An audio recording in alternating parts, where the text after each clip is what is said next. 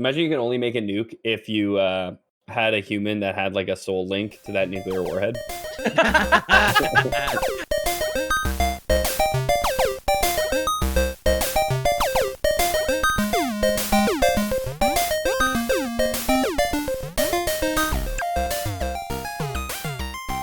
Hello and welcome to another episode of Lore Boys. My name is Ames Miller.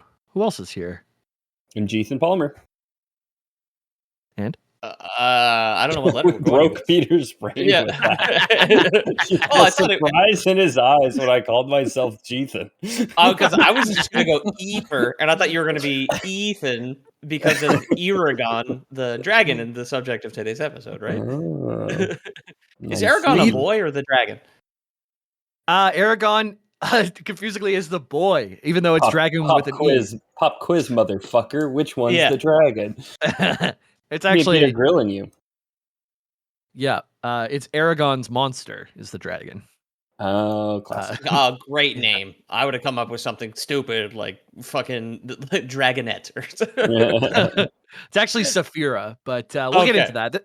This one is requested by a longtime patron who just caught up in our catalog this week. So I'm really happy that I chose this, not knowing he was just coming back. Yeah, Hondolo.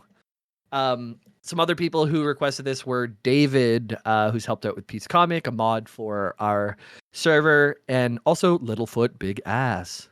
Hello. Caked up and just wanted to hear about a dragon named Eragon's monster. Do you guys have any new patrons? I do have some stuff to say while we pull it up. Our topic for today is the Inheritance series by Christopher Paolini. Widely known as Eragon is the book that we're covering. Do we have? I don't know if we shouted him out, but Adam Bird last week. Thank you very much. Welcome to the inner circle. So before we get started, what do you guys know about Eragon or the Inheritance series? Have you read any? Do you know what happens? Like, just give me your baseline here. I think my last word on my deathbed might be Brisingir, the Elvish word for fire, of course. I did read. I loved Eragon when it came out, and I did read the first. I think there was 4 eventually in the Eragon series, right? So I read the first 3 when it was originally supposed to be a trilogy, up to I don't remember the middle book, but the third book was Eldest, right? Yeah, it goes Eragon, Eldest, Brisingir. Fuck, I forget the last one now. I should look it up. But what? Before we look it up, something you guys, there are these other spin-offs too, where he has like kind of like Tolkien's the Silmarillion, where it gives you more history and all that stuff. His tales from that world, and you guys have heard of The Lion, the Witch, and the Wardrobe. Have you heard of? I posted it in episode pics. The Fork, the Witch, and the Worm. I had not. Tales from Algaelsa. Algaesia. Okay. Yeah. So that's the world that we will be talking about today is Algaesia. The Fork, the Witch, and the Worm. We missed Pride Month because of all Algaesia out there, right? We should have done this a couple weeks ago. It's true. So the Fork, the Witch, and the Worm are some stories from Christopher Paolini. The main 4 books, I should say, is Eragon, Eldest, Brisingir, and Inheritance. Inheritance being the name for the series. That's the order they come out. What I didn't know that Handolo pointed out in the server is that Murtagh came out, who is like kind of an evil character with a tragic backstory. He was manipulated, all this stuff. But in 2023, the 5th book in the series came out. And the first book came out in 2002. So this is 21 years later. He's still picking up on it. There's rumors famously coming out 21 years from now, for the record. Well, no, because he was famously, I think, like 18 or 19 when he published Eragon. So you're like way behind schedule. Depending on who you ask, he could be between 14 and 16 when he started writing it or even completed it. But he was 19 when it got published by his very own parents. They did all the advertising. They drove from school to school peddling their boys' books. My boy writes about dragons. You got to buy this from us. Good for them. Way to support your kid. You made him everybody a career. here. Everybody who writes about dragons here, lady, like points to the sign as like a special needs school for like autistic kids. Yeah, I remember hearing that. I mean, my mom bought me the book when I was a kid, and I remember her telling me, because I was big into writing whenever I was younger too, and I remember her telling me like, he wrote it when he was 19, you can too, and yeah, still hurts. Hey, we're doing something creative here. We have a little following. It's not like we did nothing with our time on this earth, huh? But I read all 4 of the main series books, none of the side stories. I'm about to finish the 3rd book of The Expanse, and I think I might switch to Murtagh after that, take a little break from The Expanse and go over to finish up Eragon, because I love those first 4 books. I listened to somebody give an hour recap of all 4 books, so I feel like I'm back up to date, and then I did my research for today, so I feel like I'm kind of ready to get back into that universe and see what Paolini is like writing when he's like 40 now instead of when he was 19, right? 14, right? Probably. Yeah. I hope he had a good life, and it's not just like takes this weird bitter turn where it's just like, in the past 21 years between the last book and this one, he definitely got divorced twice. Yeah. He got divorced twice. I used to write about dragons. Now I write about my personal politics. Yeah. Murtagh is ancient language for my bitch wife. Ancient Elvish for my bitch wife. Yeah. So ancient Elvish, it is. We will get into the ancient language. It wasn't actually made by the Elvish. It gets coined by the everyone thinks it's the Elvish because they're the only ones who still use it by the time we get into the books. But it's like old people. It's just the ancient language is the main idea for it. Yeah. Yeah. Well, that's interesting. It's kind of like dwarves in the Elder Scrolls. Like the colloquial term for normal height people who just live under was dwarves, right? What they call themselves, a dwemer. But of course, they evaporated and can't argue. So who gives a shit? But you know, dwarves, elves, all that stuff from Tolkien are in this story, but with their own little twist. I can give you the main idea of the story here. So I'll give you what we'll really focus on today are 2 things, is the dragon riders and the ancient language. But I wanted to give us some space just to talk about Eragon and kind of what the gist of the story is a little bit. Mostly we talk about the first book and then just kind of talk about. So the movie, not good. Okay. It's in, yeah. That's famously not good, I think is. Yeah, it was very not good. Also, it was like 15% on Rotten Tomatoes. 1.6? 1.5. Oh fuck! Sorry, it cut out at the beginning there. 15%. Yeah. That's difficult. That's difficult to come back from. So things that people loved about the book. There's this Paolini. He's a young Italian American. He wrote so much about like the minutia of growing up like alongside a dragon, right? He finds a dragon egg and the dragon grows next to him, and like things like having to hide the deer carcasses after she's done eating, how you would actually tie a saddle around a growing dragon and things like that. And there's this whole part of the book like where Saphira, his dragon, is growing and they're getting to know each other better and building this dragon rider bond. But in the movie, they do like a 5-second montage of the dragon growing up. So the dragon is just boom, fully grown, and you miss all that like story. It is a movie. Maybe it would have been better to show. They're teasing that there might be a show. Christopher Paolini himself jokes about it being like, yeah, it's just taking a while. Like the catering fees are really costly for the dragons we have on set. So there's a lot of setbacks, but that could happen. I can see where he took real life inspiration from being an Italian American, because when you're driving around in New Jersey, where Italian Americans come from, you just hit deer with your car constantly and need to hide the line. There you go. The Italian Americans come from the opening like whatever third of Eragon, where he's like figuring it out is I think the best, from my recollection, the best part of that book, honestly.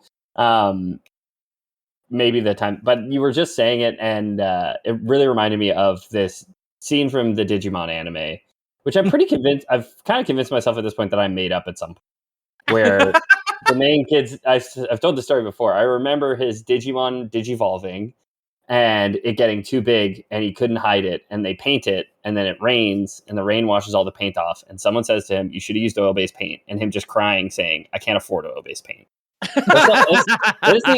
This is the only part of the Digimon anime that I remember. Admittedly, I never watched it. I would watch like the occasional episode of my cousin's house, but that's the only scene that I really remember. Would it be the movie? Because they don't go into the real world that often, except for in the movie, I feel like. But yeah, I don't know. Yeah. It might could have been the movie. I don't know. That's the only scene of Digimon and all when you were talking about trying to hide the dragon, I just couldn't help but think about it. Just paint it with oil-based paint, hide your Dude, dragon. The movie had a crazy soundtrack. The soundtrack's so good. Funk Soul Brother, check it out. Yeah. That was there. It's been 1 week since you looked at me. I want to say All My Best Friends Are Metalheads by Lester Jake. Yeah. That was on there. Oh man, so good. Sorry, we're talking about the Digimon movie now. a good. I mean, I remember it being good. Good movie based on a thing you loved when you were a kid, opposed to the Eragon film, which what we've established is bad. Digimon the movie, 24% on Rotten Tomatoes. So baby. It did get the bump, but not by much. That's a big 9. That's a big 9 difference there. It's also worse on Metacritic, so the critics like it less. Yeah, what do they know? Everyone has their own opinions, and the same thing with Eragon. It's actually really divisive. Like, there's people who love Eragon and people who hate it. Ethan and I, we loved the books. Like, it hit us at the right time. I think we were in grade 7 when we were reading it, because I remember doing it for a book report for Madam. Oh, what was her name? But anyways, doesn't matter. Ethan had already read the book, and I think I might have borrowed your copy even, because I remember it was Ethan who read it first, and I was catching up by reading it. But yeah, so here's the main idea for the story. So we have a young farm boy named Eragon living on the outskirts of a vast empire, and he discovers a mysterious object that awakens ancient powers long thought extinct, and that's the dragon egg, right? Oh, okay, I was going to say Magic Rock. I still have a sip of beer left. Because I was just going to say, is a dragon egg a magic rock? You know what I mean? No. He finds it in the mountain range, I'm pretty sure, amongst rocks, a blue egg. Jamie could have tricked us into drinking one, but I think you're right, Pete. I don't think we need to legally drink. I was going to drink anyway. I was just like, rocks mentioned, time to take a drink. Eragon's family gets murdered by soldiers of the Empire, Galbatorix's soldiers, who's the bad guy. We'll talk a bit more in a bit. Played by the John Malkovich character. John Malkovich in the movie. But it managed to escape along with an old storyteller in the village, who we learn is actually one of the old dragon riders who lost his dragon. Cool. And he reveals the truth about a forgotten order of peacekeepers, the dragon riders, and Brahm, the storyteller, used to be one. He tells them all about how to be a dragon rider, what it means to be a dragon rider, what this dragon puberty you're going through with the mind link and gaining strength and slowing your aging and all these things are, right? It's good he has them there. But. Mm-hmm. Yeah, I think, you mentioned some criticism. Maybe it's important to get ahead of the criticism. We're going to talk about it. The story is Star Wars. It's the same story. Okay. So this is Ben Kenobi. You got ahead of me. Okay, so what I was going to do is I was going to read the whole story and then say, let's read that again, but in the context of Star Wars. Because it is Star Wars. It's just, It's Star Wars in the Lord of the Rings world. It's like as if this guy watched Lord of the Rings and Star Wars back to back. He's like, I'm going to write a book. Yeah. And, based on how old he was, maybe. Yeah, exactly. Right? He was 14 years old and just saw Star Wars. I don't fucking blame him. And again, if you enjoy it, then it's fine to enjoy. Have fun, you know? The way I'm telling this story is I have brackets to make it more Eragon-like, but if I leave out the brackets, it's just Star Wars. Okay. Like a young farm boy living on the outskirts of a vast empire discovers a mysterious object that awakens ancient powers long thought extinct, which is more his Jedi Force stuff that he figures out. What does he discover? A dragon egg. No, Luke Skywalker. Sorry, that he's a Jedi and has. He doesn't get like a MacGuffin, I guess, but he doesn't get a dragon. You got to give that to Christopher Paolini. No dragon. He's got the lightsaber because Obi-Wan just hands it to him right in the shack. Like, yo, here. But he finds out he's going to be a dragon rider. Is what Eragon figures out. This guy, the other guy, figures out he's going to be a Jedi. Okay. Dragon riders. Basically Jedis. We can get ahead of that. His family is murdered by soldiers of the Empire, and he escapes with an old warrior who reveals the truth about a forgotten order of peacekeepers. Okay, Dragon Riders, Jedi. Yeah. And we're finally doing a Star Wars episode. Can you believe it? Here you go. Yeah. And he's destroyed. Yes, and it's destroyed by a fallen member, Galbatorix. He destroys all the Dragon Riders. Kind of like, I'm actually not great with the Star Wars. It's Anakin who destroys all the Jedi's. Yeah. Okay, yes. Yeah. Darth Vader. Yeah. I know we get things wrong about Star Wars because none of us are big into it. But I was just like, I am going to jump in the way of the bullet because just in case, it's just like Darth Vader is like the third most popular fictional character on the planet. It's just like asking it's like who's the main guy in Super Mario. It's just like nope. Sorry, fanboys. One of us does know it's Darth Vader. I had a little chuckle to myself that the person who requested this is Han Dolo, which is a play on Han Solo, where Eragon is a play on Dragon. And he requested this, and then it ties back into Star Wars. There's just like a lot of layers to this requester and the name play on that one. But yeah, I want to watch the movies at the same therapy. So, as the boy trains in secret arts, he forms a deep bond with a powerful companion.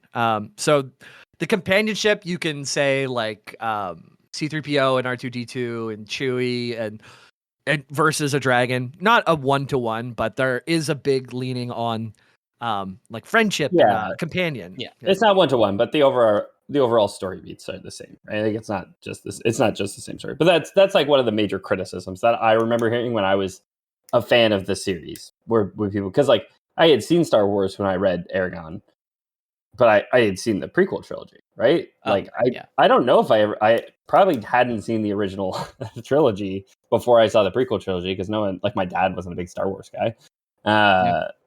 So I was always, I took offense to other people criticizing something that I liked because I was a teenager, right? A very young teenager, preteen. Eragon joins a small band of rebels fighting to overthrow the tyrannical ruler. Along the way, he learns shocking truths about his lineage and faces a powerful enemy who shares a hidden connection to the past. Murtaugh is actually his half-brother, not his father, but yeah. And their dad is actually Braum, not who they thought their dad was. Like, so the guy Braum is like the Obi-Wan is the old guy who's been okay. And he ends up dying like in a sacrifice to make sure Eragon can get away and complete the mission, which happens in Star Wars. Exactly. Yeah. I know we not to get off track here. I saw a trivia recently about the first Star Wars movie, the from the 70s. It was all real. Yeah, exactly. Did you know it was a documentary? Luke Skywalker gets a lightsaber and never fights a single person with it in the entire film. Not in the first one, yeah. I wouldn't think so. The last fight, in quotes, is a space battle at the Death Star. Mm-hmm. He doesn't fight Darth Vader until the second movie. And it's like I think like two people get killed by lightsabers in the entire film. Obi-Wan, and then Obi-Wan like smokes a guy in a bar with one. Damn. And then they shoot womp rats out of ships. Yeah. So, yeah, along the way, he learns shocking truth about his past, finds out there's a family connection, and in the end, the boy must choose between vengeance and destiny as he steps into his role as the last hope to restore balance to a broken world. So that's the gist of it. I was going to use that part and go back. Ethan caught it, so that's fine. We were able to do it at the same time. But it is... So, like, that's the gist of it. A big part of the reason that people are haters is they say plagiarism, right? But there's clear things that are different enough, yeah. Yeah, and Star Wars is heavily inspired by like a Kurosawa movie, like a Japanese movie from the 60s that George Lucas liked. Like fucking whatever. That just means Eragon is like fucking Seven Samurai or whatever whatever movie it's compared to, right? I think you can take any IP, and if you change it to medieval times and add a dragon, it's legally just like enough for me. Okay? Yeah. I don't care what it is. They got away with Pride and Prejudice and zombies, right? Yeah. Well, I mean, I don't think the copyright on that one was still standing, but considering it was written 300 years before copyright law existed, I think they were clear. But yeah, so like I said, it's Tolkien's world. Like it's Star Wars in Tolkien's world is what people say, and it's tough because fantasy is based on tropes. How many books have elves and dwarves and orcs and the rest of it? Right, all of them.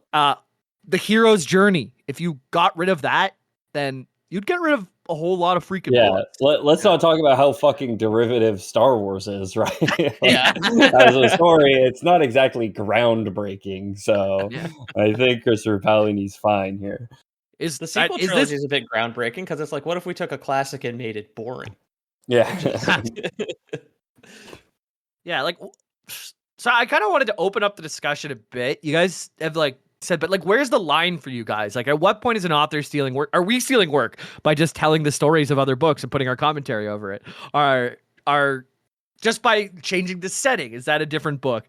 Like, I have legitimately grappled with us doing this show in the past, particularly like H Bomber guy put out a YouTube video on plagiarism.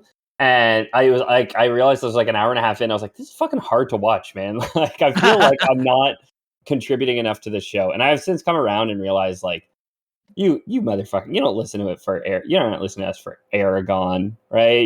You like us, I think. You like us, huh? Yeah. Check I think I texted you, Ethan, while watching that video because we may have been having parallel, like, crises of conscience or whatever, like, or existential crises about the work we put out. Because I was like, oh man, is Lore Boys transformative enough? Like, am I just a little leech? That said, I did make conscious efforts to set my bare minimum higher for my scripts, basically, to say, like, I actually want to I don't want to do things where I'm just kind of going through a story, and then B, I want to actually like talk about the things around it and how it makes me feel and stuff like that. And we're good. I like us. Yeah, I think so too. I think something that made me think, like, well, what, like, is our format, like, is it necessary? Like, I think us just talking about things that is interesting is the most interesting part about this. And like the part where we do just tell the story of something, to me, over time has become less interesting. It's like the episode with you and Peter where you just talked about the Black Frontier, and it was like an interview style thing where there's like a lot of back and forth and you're building something together. I was like, I want to do more of that. That's fucking cool. But anyways, this is not a petition to change how the Lore Boys works, but I really enjoyed that.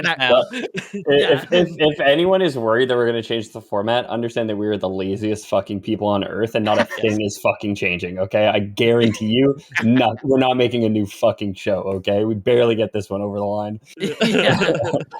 Yeah, I think that whenever it gets tough to find a topic to fully research something like that, it's kind of cool just to choose a topic and talk about it. Like that we have enough in our brains, and we've done this for 400 episodes just about now where we can just yap about stuff. But anyway, sound off in the comments if that sounds cool to you, because it sounds cool to me. But anyways, back to the script at hand. Yes. I was going to say, you can't trademark beats in a story. So while it is the same kind of plot points, like I guarantee if I racked my brain or was shown a thing that I stole by accident in the Black Frontier, I'd be like, yeah, because I loved it. And it just is in my head, and that's how it kind of came out. So, and I wrote that as an adult who like tried to consciously do things, whereas like maybe as a child where you're just like super excited to write your version of Star Wars, you're just doing it directly. But I think like, again, like the beats of a story is not a thing. Again, like George Lucas didn't think of the beats of the fucking story either. Yeah. Right? No original ideas at this point. No, it's not. He just put his own spin on it. Yeah, it's not how human brains work, man. Like we all stand on the shoulders of giants. Like all fantasy is derivative. Well, all fantasy is derivative from J.R.R. Tolkien, he himself like took it from mythology and like folklore. And you look at some contemporary like fantasy authors, like I'll use Stephen Erickson as an example because I'm most familiar with him. And he has these like huge sweeping stories and like armies and nations. And like, he's a fucking archaeologist. He's just plagiarizing history, man. Like he's just taking that and putting it in his fucking fantasy world. Like there's nothing new here. Game of Thrones is heavily inspired by War of the Roses as well. Speaking of like real life inspiration, right? I caught a quote while I was researching this that it's like, stealing one idea is plagiarism. Stealing 100 ideas and putting them together is art, and you're a genius, you know? Yes. And it's like just having a million different points where you're just pulling from in your life and other people's lives is very human and normal. And just enjoy stuff and stop worrying about what's fucking plagiarism. What are you, a lawyer? Like, just relax. You know? There's like a guy dressed as a lawyer driving a forklift right now. He's like, "Oh, I gotta get back to work." The boardroom that's listening to our podcast right now just crumples up paper and throw it all embarrassed and sheepish. Like, they said our profession's dweeby. They got us. Yeah, I think we all agree that that we own those lawyers, and that possession is 9/10 of the law, baby. Boom, you're fucking possessed.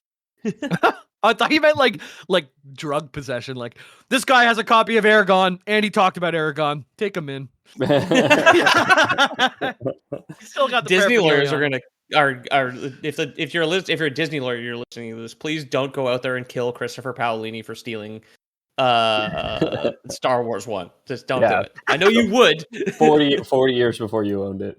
Yeah. The movie that was made 40 years before you owned it, I should say. The Italian American goes into a diner, sits down. One of the Don't Disney lawyers, exactly, walks into the bathroom. The Disney lawyer does, and it just fades to black. Yeah. People still debate what happened at the end of that movie about Christopher Paolini after the Disney lawyer comes in. I personally think he was assassinated. Yeah, there are some really cool changes from normal fantasy that does make Eragon and the universe of Algasia and Inheritance, the series, like unique. For example, dwarves, they've got hot women, independent, strong dwarves. You don't see that in Tolkien. They made hot dwarves? Ew. What the fuck? Mm-hmm. Is that legal? Elves do still live in forests. 9/10 of the law, baby. Elves still live in forests, but they're not like the kind, like, peaceful elves that kind of like in other stories, like you'll see elves like wanting to maintain nature and keep everything peaceful, and they kill, but only because they have to like preserve the peace for later. The elves are kind of bloodlusty in this one. They like to go off, and they don't live in similar to the on-shade of The Witcher, for those familiar. Right. Like the rebel elves that are stuck in their circle, in their sphere. A cool thematic thing too, they don't live in like leafy forests, they live in pine forests. So everything's spiky and more like aggressive than like a nice soft leafy forest. I'm gonna smell fantastic. Such a fresh army when they get in there. Yeah. Right. Shield shaped like car fresheners. I pictured the similar idea, but they just had a little tiny pine tree as a necklace. Aragorn picks it out of the mud. He's like,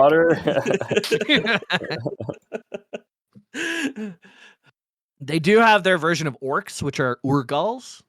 Okay, but they're not innately evil. They're kind of more of like a tragic backstory, and it's a little bit more. It's left up to interpretation. Like, you can meet a nice Urgal. They're not all going to be like bloodlust and. Are they terrifying monsters? They what do they look like? It's been so long since I've read Urgal Eragon. Getting a lot of kind of Celtic looking guys with like the black face makeup, and then also some screaming horned monsters. I haven't read the book, so I don't know which is which. Oh, are these the Urgals in the movie? It's a guy with like a bad hairline painted on. Yeah, I'll put that into boys' picks too, so we can share that with everyone. Oh my god! Wow. Okay, so none of us have seen the movie, but yeah, just based off this, still, it is bad. There's also a video game for Eragon, but it was wildly different whether you got it on Game Boy versus Xbox versus PlayStation. Whatever you got it on had just like a different level set and a different story. Oh yeah, that's sick. I loved that in that generation because the Wii, like obviously like wasn't very powerful, so they couldn't do some things on certain games. So like certain Wii versions of games are different than the PC and 360 versions, so, and with like different plots because they're made by different people, and like they took parts of the standard release that had to be cut and like followed the story, so something would just like write extra shit in, so you'd get like a completely different game on the Wii version of certain games. Right. Yeah. That's well. So yeah, that's kind of the setup for Christopher Paolini. He wrote a bunch of books. He has like other books that I haven't looked into. I think Sea of Stars is one, which I remember because it was a game that we really liked, as well as had the same name. My wife read it. Oh, she did? Okay. Said it was pretty good. She never read the original. She never read Eragon, but she got that from the library at some point. Said it was okay.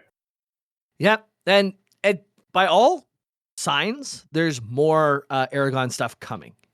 Paolini wrote Murtagh, but they were teasing a 5th book where Paolini's like, I'm going to talk about Eragon and like after Galbatorix is dead, how he starts to rebuild the Dragon Riders, right? Like rebuilds the academy, starts training new ones, how they start to hatch new eggs, how they resolve a lot of the stuff that's just not resolved.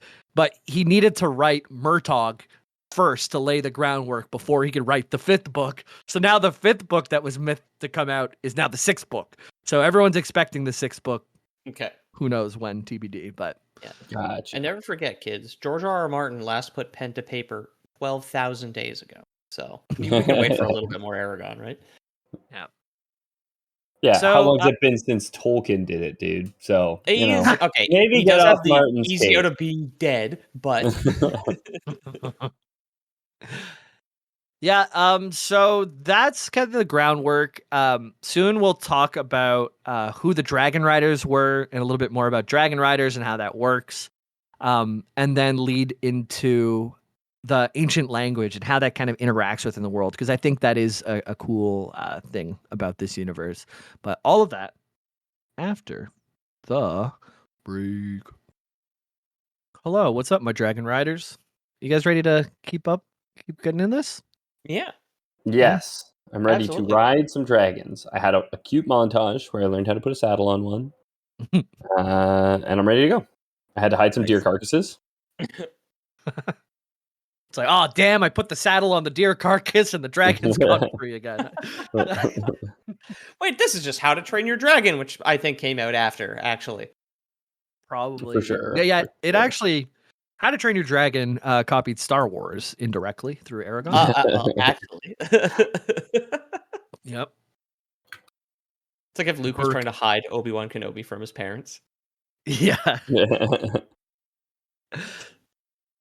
So who were the Dragon Riders? In the ancient language, they're called the Shur Tugal, and they're legendary order of magic-wielding warriors bonded with dragons. There's another accusation that this dragon bond is stolen from another piece of work, which I'm forgetting the author from right now, but I think ever since we've been doing animal husbandry, there's like a certain level with your horse or with the dog you're feeding or with whatever, exactly. Right? Like we've been writing about guys fucking horses for years. Don't get on my case about guy fucking dragon, okay? I won't stand for it. He's 14. He changed it, and people don't think it's creepy when it's a dragon, okay? Yeah, exactly. I know the dragon came out of an egg, but they're all thousands of years old. It's all right. Yeah. Yep. So these guys are kind of like Jedis, like we said. They're peacekeepers, scholars, diplomats, warriors, respected and feared all across Algasia. Whoa. So, Alburpsha. I had a little burp. How to Train Your Dragon, Rise of Burp. I think Rise of Burke is the game. That's the Jamie joke. just getting hiccups, drinking a White Claw on the back of a blue dragon. Just like, whoa.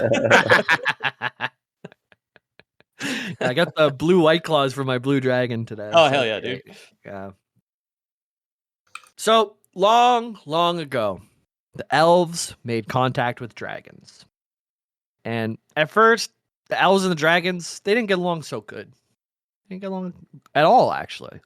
It was pine tree elves versus scaly dragons, and they had a big old war called the Dragon Evergreen Wars. trees burn very well. So I would also be a little leery if it was me and some dragons and I was living in a pine forest. I wonder, is it being a little leery or been a little weary or like weary-eyed? Leery or wary work. Weary does not work in this.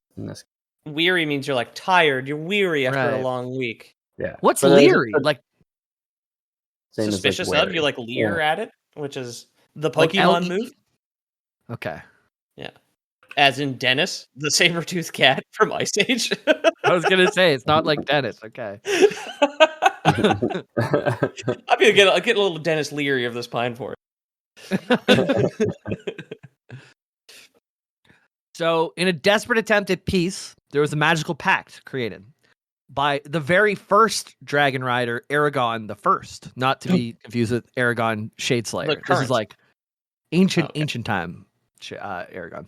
Now, was our boy, I don't remember, was our boy Eragon nay Shadeslayer, or is that a name that he chose for himself, like a 15-year-old boy would do? He does share, he kills a shade in the first book, and that's like his, it's a title. With his sword that has a name it's not like Uncle Ben and Co. were called Skywalker, something crazy like that, right? Like Luke had to earn the name Skywalker. I got you. Yeah, he had to walk on the sky. Right. I was also thinking the entire village is like completely regular names, like Smith and Miller and Palmer and whatnot, and then it's just like, oh boy, I wonder who the main character is in town. And it's it's like, well, the Shade Stalkers are up the way. It's just is it the troubled kid? Yeah, all right. I gotta say, like, if there is one guy who is like just way overpowered, and if you went into a town, you would know instantly that he was the strongest guy. It's Galbatorix, like the main bad guy. He's like Dragon Ball Z levels of like way too powerful. Like he's unapproachable. To actually kill him in the end, like Murtagh and Eragon have to work together, and like Murtagh has to do some crazy shit. We'll talk a little bit about it, but like it was more of like a thinking challenge and less of a fighting challenge to beat the biggest guy, because he had to get crafty with it. Anyways, the pact that he makes to make peace, Eragon the First, he said he seals it in the ancient language, which we'll get into right after the dragon riders, because the ancient language is kind of interesting in this book. Words have power, right? They really do. The idea. Yeah, well, that's just Skyrim. Yeah, but he binds the two species. A dragon's egg would only ever hatch in the presence of a compatible person. So dragons will not, once they're dead, they're not going to hatch again unless they're going to be a nice bonded pair with an elf. This seems like not a good deal for the dragons. I don't know who this first dragon was that signed on behalf of all dragons, but it sounds like a bad deal. You guys keep reproducing, doing whatever you want at all time, forever, no problem. Us, only when you decide to have one of us as a pet will we do it. Like, will we be born again? Well, in ancient times, the ancient language had no fine print on a contract, so you could actually just lie and not have to disclose everything, I guess. Yeah, you legally can't write Fusra Da in less than 14-point font. Yeah. It's against the law, so. It's actually, you cannot lie in the ancient language unless you believe the lie. So maybe the lawyers have to believe their own lies on this pact, but only defense. Yeah. So this creates the first dragon riders, individuals who have a mental and magical bond. Their whole thing is to keep peace between the elves and the dragons, and then later on the humans and the dwarves. If anything rises up to be a tyrant, it gets smashed down by a dragon rider. Okay. They spread knowledge, maintain balance, global guardians, and the only force capable of checking each other's power is a dragon rider to another dragon rider. Okay. So that'll probably come up later. Do you think if the UN got shit done, they would need dragons? Do you think we should do that? Well, imagine you could only make a nuke if you had a human that had like a soul link to that nuclear warhead. A centrifuge will only start rotating with a compatible like 5 to 10%. Yeah, one of the Persians is getting a link with an ancient rock. We better do something. Yeah.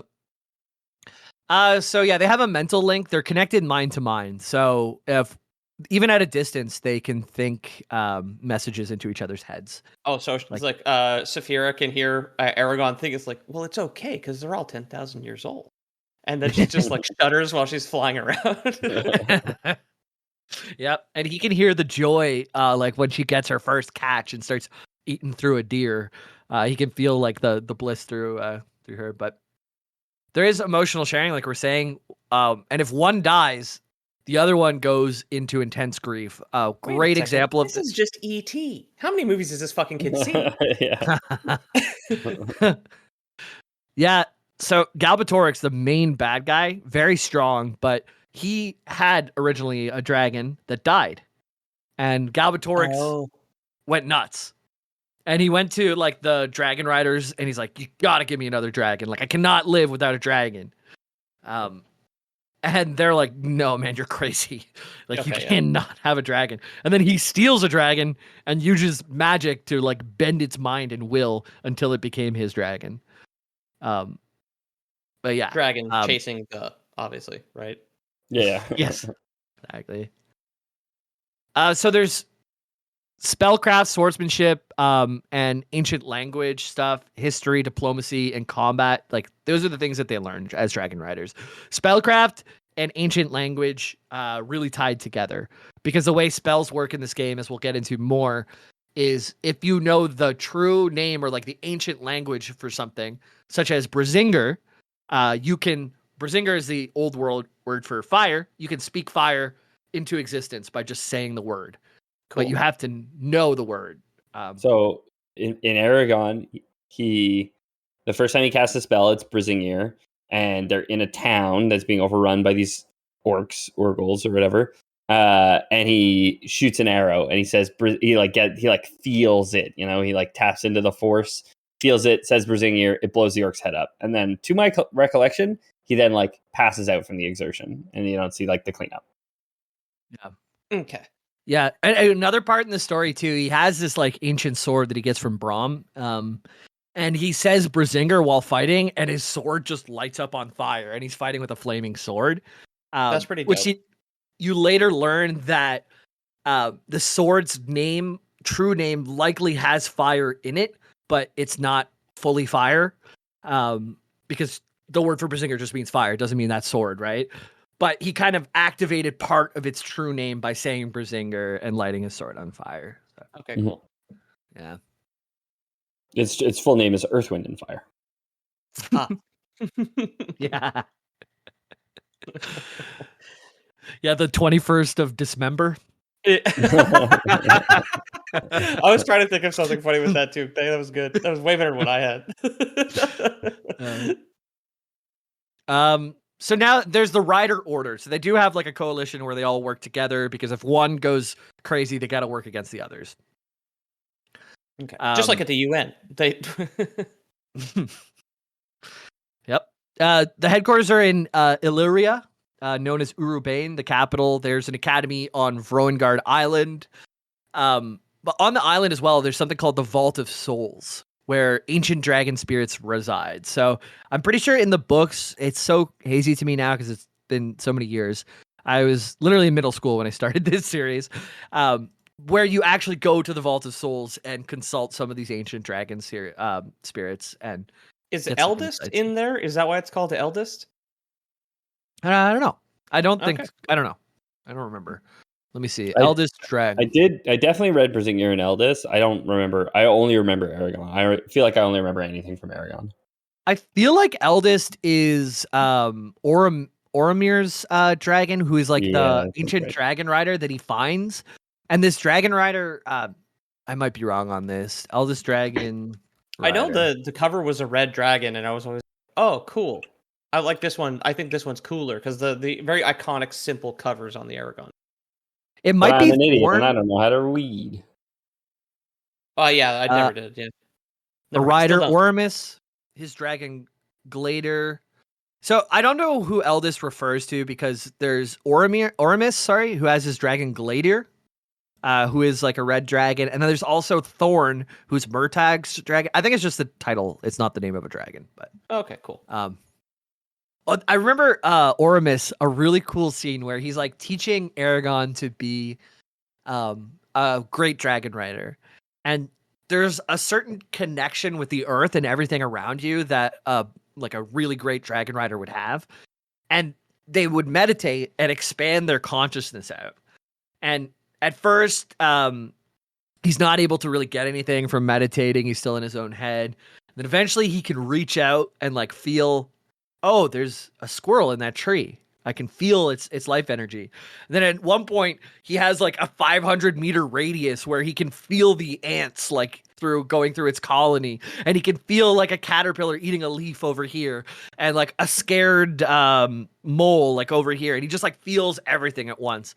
And I remember that really resonated with me. It was such a cool scene where he just like expanded his mind and could be in connection with everything. Cool. Took me on my birthday. It's connected to the Yeah. earth, baby.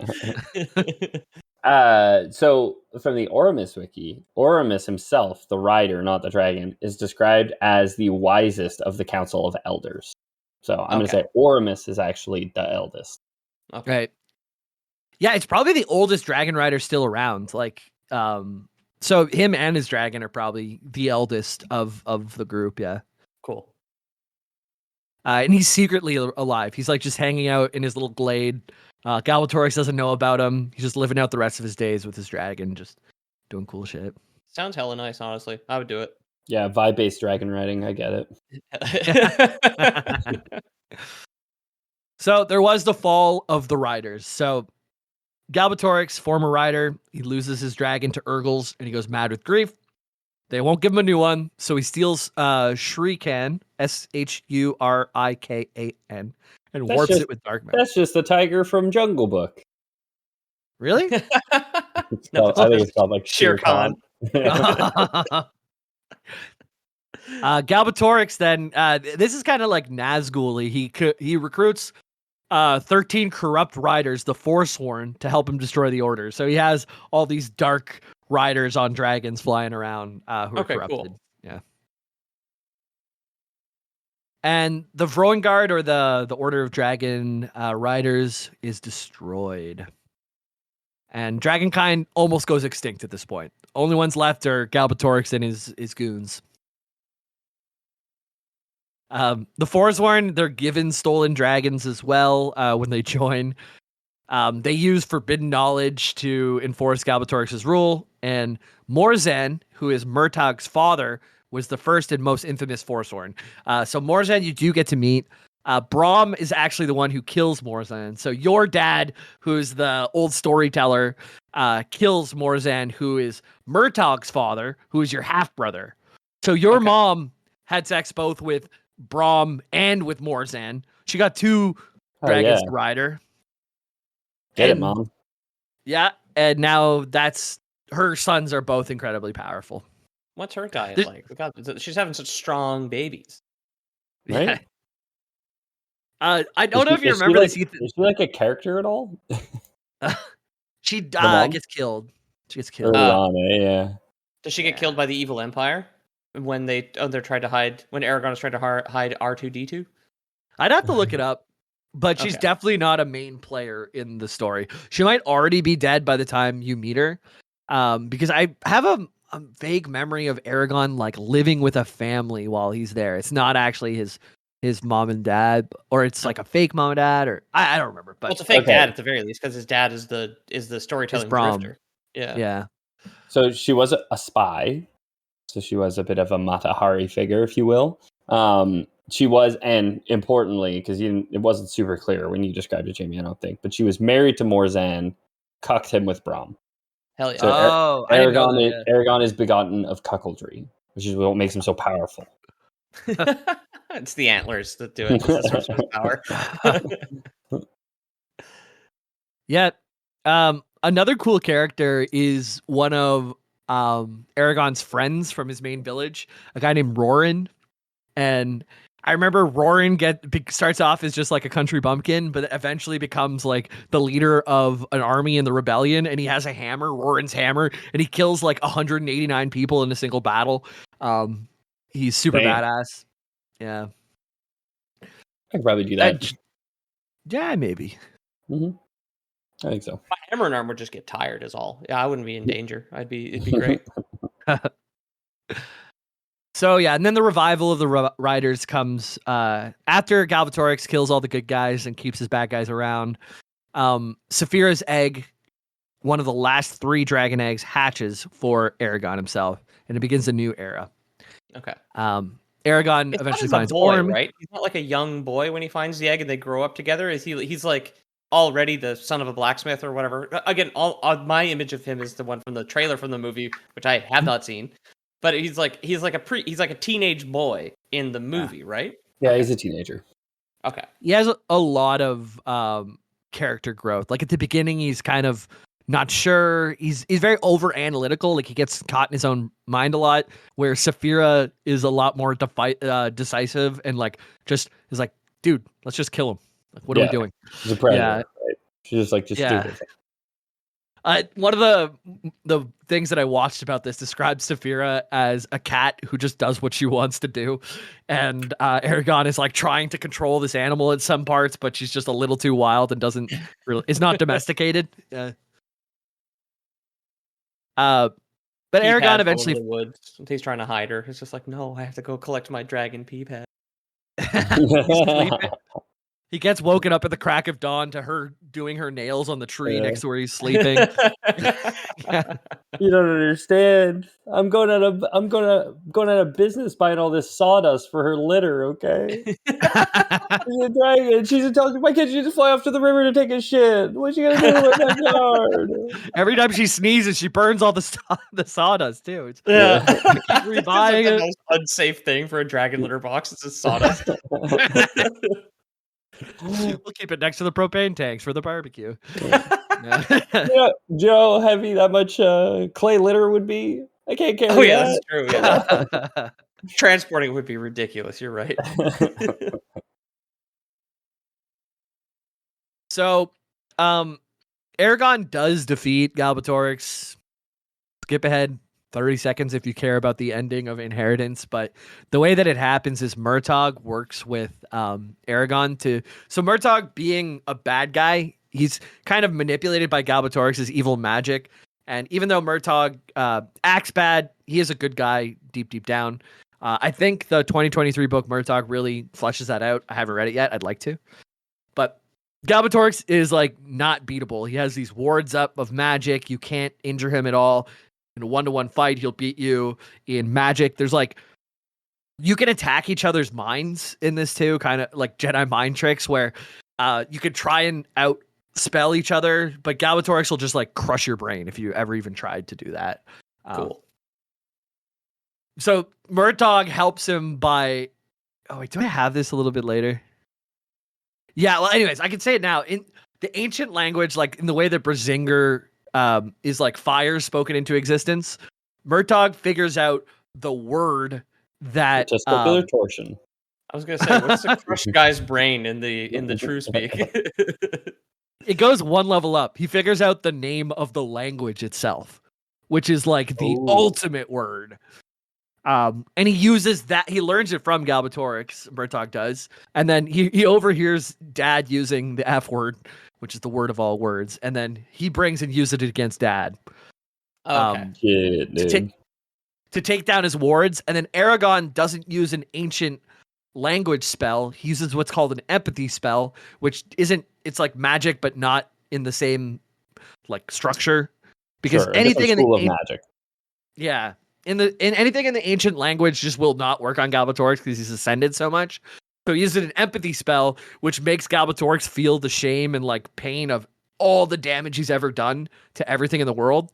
So he's like crippled with grief for the first time ever. And then Eragon has depression. Yeah, Eragon manages to get a sword in his gut while he's grieving all of his life decisions. He gets so fucking anxiety, and he had him like lying awake at night thinking about every wrong thing he's ever did. Like, oh my god. I saw a clip. So there was like an old, I think, Fantastic Four cartoon, the Marvel characters in like the 90s or something. And my buddy, friend of the show, Oren, showed me a clip where the exact same thing happens. So there's a giant man called Galactus, and he's the bad guy for Fantastic Four. He eats planets. And then Oren was like, yeah, check out this clip. The Ghost Rider, the burning skeleton who rides a motorcycle, erupts out of a fire portal because the Fantastic Four can't beat Galactus. And then he uses like his judgment vision or whatever to make Galactus guilty about all the people he killed. So he does the exact same fucking thing. There we go. He like shoots depression into Galactus, who just collapses in terror from all the death he's caused. They stole that from Lord of the Rings too, or from Star Wars too, right? Yeah, exactly. I was doing a bit in the first half of the show comparing this to other stuff, but that very specific clip from a cartoon that I have never watched is very funny. That's like how they bad guy. Yeah, we've got two very specific hyper specific memories of a cartoon in this episode. We got the Digimon painting it with latex based paint, and we've got your Fantastic Four now. I think mine's real. I don't think yours is real. I've seen the Digimon, or at least the first season. Like I said, I haven't. I see. The reason why I'm so inclined to believe it's real is because I haven't fucking watched any Digimon. This is like my only exposure to it. I'm like, I've seen one fucking episode, and I'm pretty sure that's how it ended. You know, and that'd be a weird thing to just dream and remember forever as although well. Like, it must be real.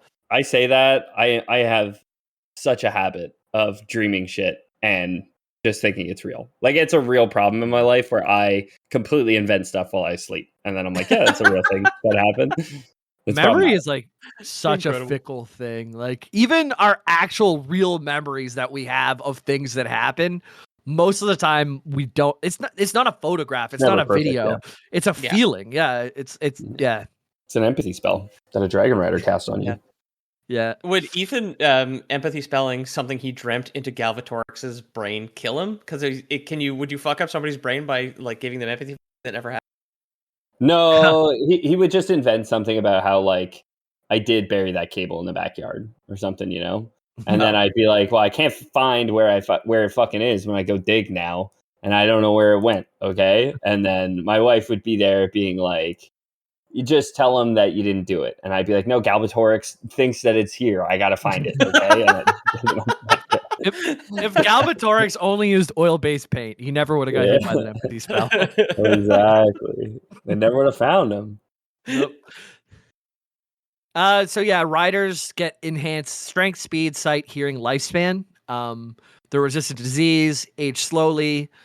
And they also get a silver mark on their palm when they bond with the dragon, Gedwe Ignazia. So the ancient language is actually I'll get into this in a couple seconds. Riders can speak directly into others' minds and shield their thoughts. Part of Oramis's training to Eragon is how to shield his mind, because Murtagh beats him in the mind game every single time. Galbatorix, he'll never beat. So Oramis kind of like crushes his mind a couple times and be like, that's what could happen. You got to build up your defenses. You got to do your meditations and feel the ants a mile away, or else you're going to get crushed, brother. Yeah. If you don't feel ants a mile away, you're opening yourself up to all sorts of attacks. You'll never stop a bullet if you don't know how an ant feels.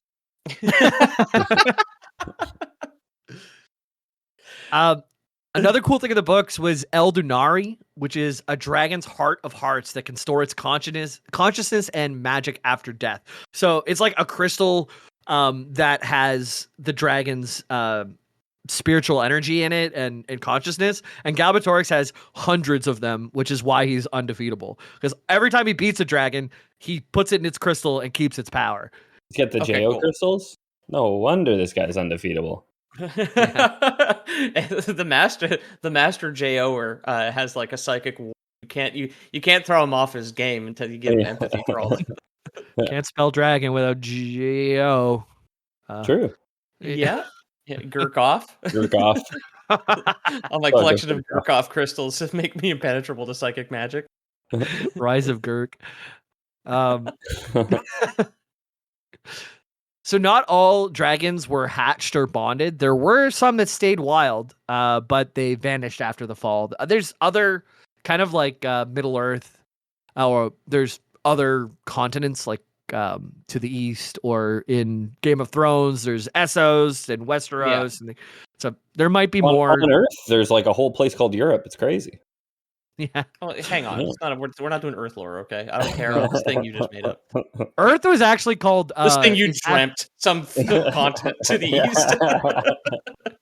Earth was actually Drith before, but somebody named it Earth for some reason. Yeah.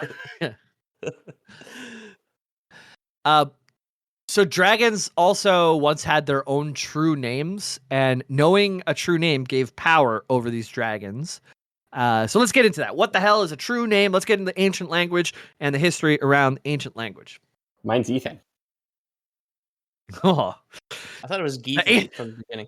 Or did I dream that? I think it's Geethan. I think you did dream it because it's definitely Geethan. Fuck.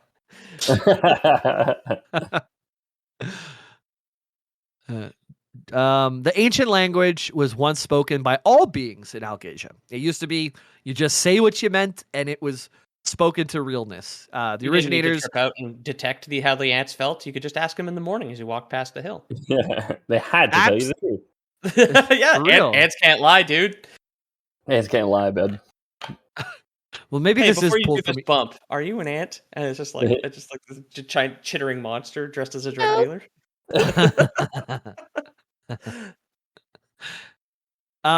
So the people who made, or like the people who used this language way back when, this might be another tie to ET because it's the gray folk. Okay, he's really more of a beige. But aliens but aren't like the gray men aliens. The gray ones. Are we sure we're not thinking of Dorian Gray? Right? He'd be old enough. Could be. Oh, yeah.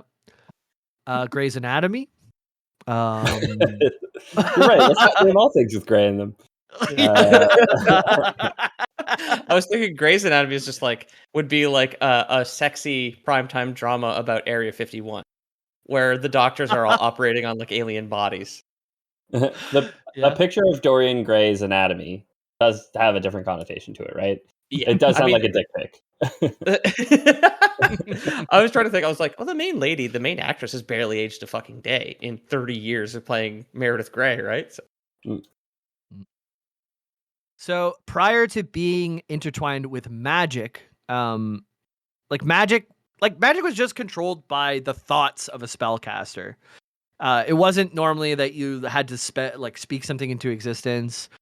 And usually only the elves, with the rare exception of dragon, would use magic. But the problem with not speaking it into existence is there was some accidents before OSHA came in and said you have to say your spells out loud. If someone was thinking about Brazinger to light their pot on fire, but their toddler ran by and caught their attention, they might light their toddler on fire because what you have to speak clearly what you're doing. If your thoughts wander while you're doing magic, it's dangerous. So that's why most people say it out loud. Yeah, and I think like that's even a point in the book where like Murtagh or Oramus start doing magic without words, and Eragon's like, "You could do that?"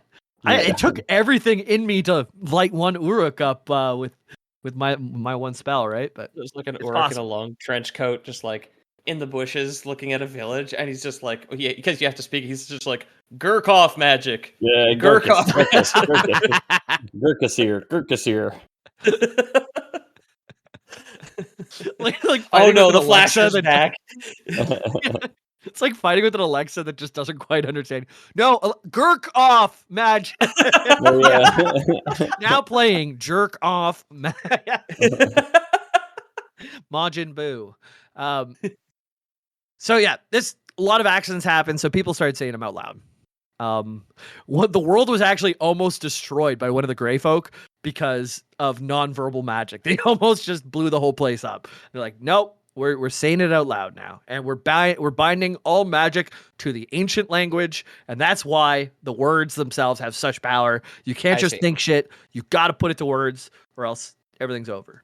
Cool. Yeah, I was gonna ask what just like because you made the joke about OSHA. I was like, maybe there's like a council or something, but I guess it was just like you can't just like stop people from thinking words, but yeah, it binds it to it, so it's the actual casting.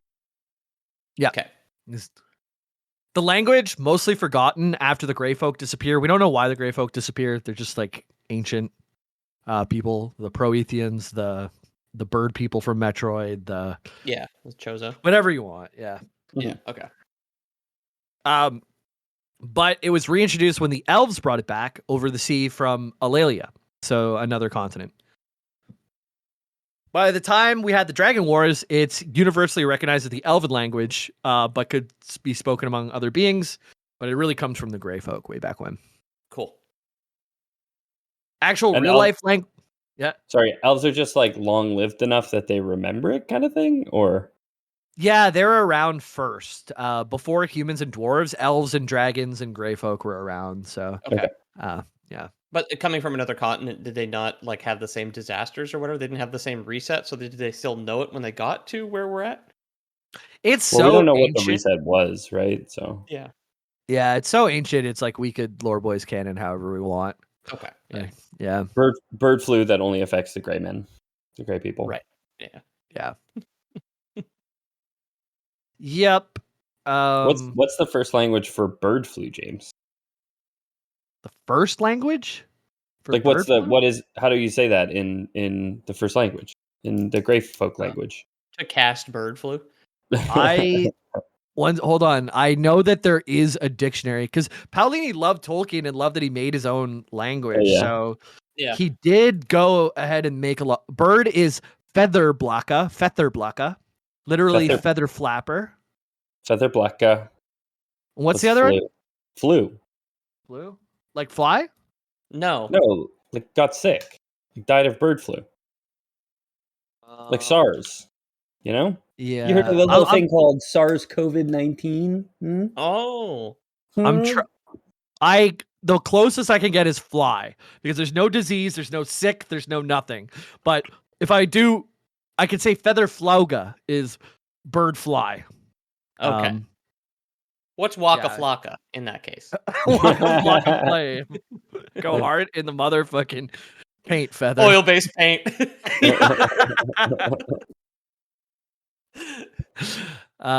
Yeah. So ancient language. He based it off of ancient Norse and Celtic. And it's not certain which ones he used. Like, so Galbatorix is a combination of the Welsh words Galba meaning big and Torix meaning king. So the bad guy is just big king. Big king. Yeah. I was thinking about how his name is such a fantasy name. I also would have made up when I was 14. Galbatorix is such a silly. We have somebody on the podcast whose real name is Miller.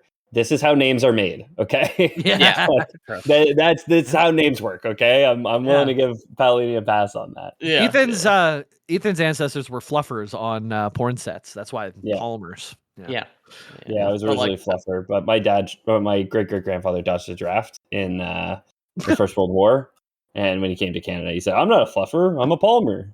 And I said, "Oh, okay, okay, sir, come right ahead." So true names, like, yes, in the ancient language, they are a thing. But true names also, like, all of us have a true name. And you don't know it when you're born. Maybe some people can figure out, like Eragon, when he meets the eldest, Oramus, he's like, okay, true name's really powerful. What's mine? Can you tell me mine? And Oramus like, Oramus like, I could probably figure it out with enough time, but I won't do that.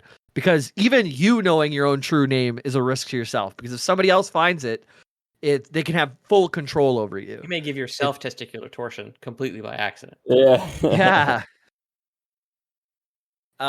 So Arya is the love interest in this book. She's an elf, and she's kind of hard and closed off. And Eragon's like, "Wow, she doesn't like me. I love her." And eventually, as they become closer, Arya and Eragon, as a sign of ultimate trust, give each other their true names because they figured it out eventually. Okay. Yeah. Mine was Eragon. Arya, and I was like, I wonder what she looked like in the movie because I was sure it was going to be bad. It's just a blank picture says no image available. Oh, yeah, she might come later. Now that I think of it, I don't know if he meets her in the first book. I think he does. Yeah, I remember like because I brought up is the mom in the book at all as a dig at like a 15-year-old boy for not being feminist enough. And then I remembered, like, oh no, there was a female character in the books, though.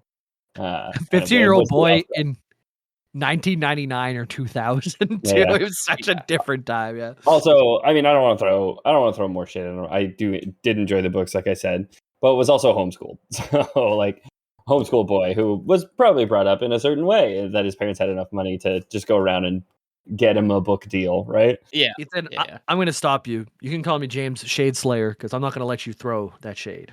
Okay.